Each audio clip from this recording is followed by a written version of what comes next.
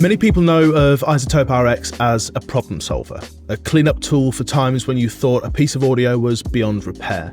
But this isn't limited to the music world. Although RX has plenty of tools to deal with issues in a musical context, there are in fact many documented times when RX has been used to deal with some pretty interesting tasks that you might not know about. So let's check out just a few now. Did you know that RX was used to clean up an audio transmission from the Apollo 15 mission? Around 2010, NASA released thousands of hours of audio recordings from the Apollo missions to the public. This added to an enormous collection of information that already existed about many of the Apollo flights. And in fact, there are avid space travel enthusiasts who help piece together every single detail of these flights. One of these enthusiasts is a man named Kevin White. Now, Kevin White made an unexpected but remarkable contribution to this archive. When listening to some of the recordings from the mission, he noticed that while many of the radio communications and dialogue were documented in the journal, the music playing in the background was often left uncredited. Given the age of the recordings and the broadcast methods, it's hardly surprising that they weren't of pristine quality, but still of historic significance. As Kevin says, as the command module is orbiting the moon and the lunar module is ascending, the command module plays some music to them to commemorate the moment. But this was so garbled that you just couldn't make it out. You can understand that it was music, but that was about it. RX to the rescue. By starting with Repair Assistant and finally digging in deeper with Decrackle, Declick and Spectral Repair, Kevin was able to clean it up enough to recognise that it was in fact a traditional US Air Force song, Off We Go. This made sense because all 3 crew members of Apollo 15 had served in the Air Force, so to play this particular song as the lunar module was ascending from the surface of the moon back to the command module in orbit, it was a fitting tribute. Well, what a view of the rail, huh? Older tracks coming down into it.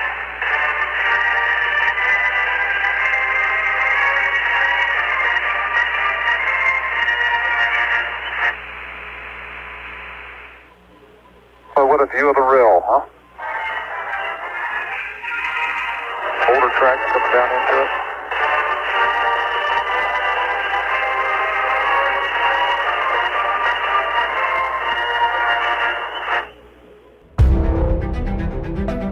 Did you know that RX was used to restore the audio in Orson Welles' final film, The Other Side of the Wind?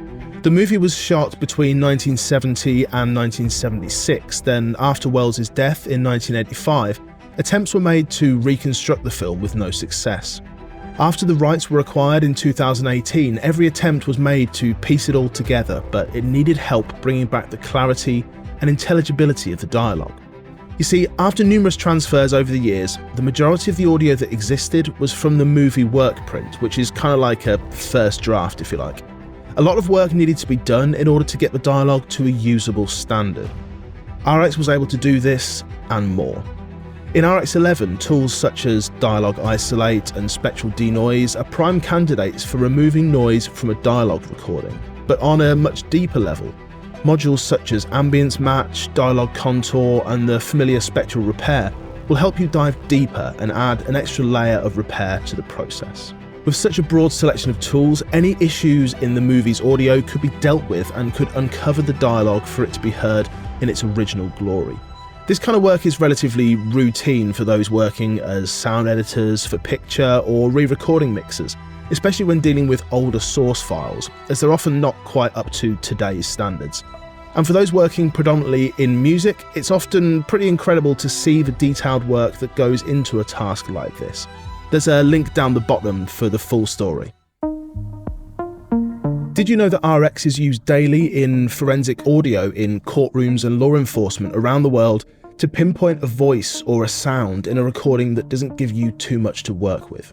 Forensic audio engineers have a very specific job: to make the target audio heard clearly in a courtroom and to provide documentation of their methods. So, setting aside the selection of tools available in RX for a moment, modern courtrooms demand a certain level of accountability from the audio engineer. They need to be able to account for every single edit they've made, what has been done to the audio, and ultimately if that audio is genuine or not.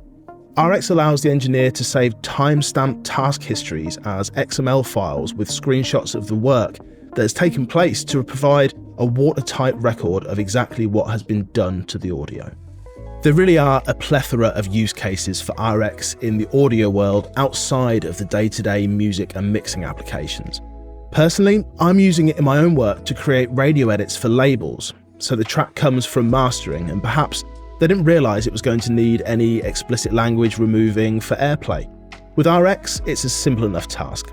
Use Music Rebalance to isolate the vocal, remove the offending words or phrases, then compile it again and export. I'd love to hear how you're using RX day to day in your work. Whether it's routine cleanup of something a little out of the ordinary, drop it in the comments and I'll see you again soon.